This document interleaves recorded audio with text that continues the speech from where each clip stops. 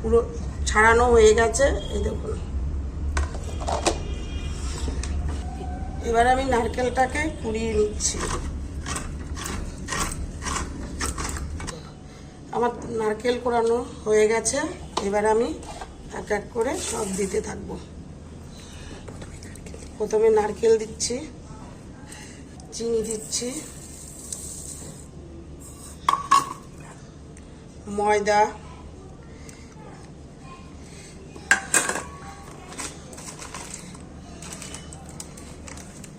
সুজি,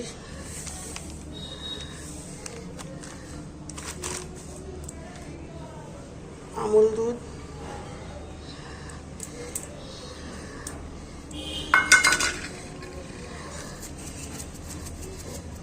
সামান্য নুন, এগুলো একসাথে ভালো করে মেখে নেব। এই দেখুন আমার তালটা মাখা হয়ে গেছে, আমি এবার কিছুক্ষণ রেখে দেবো, তারপরে ভাজবো। এখন সাদা তেল দিচ্ছি। আমার তেল গরম হয়ে গেছে, এবার আমি এক এক করে এইভাবে বড়ার মতন করে তেলে ছাড়ছি।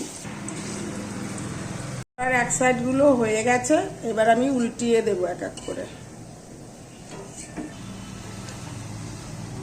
আমার বড়াগুলো হয়ে গেছে, এবার আমি সব তুলে নিচ্ছি।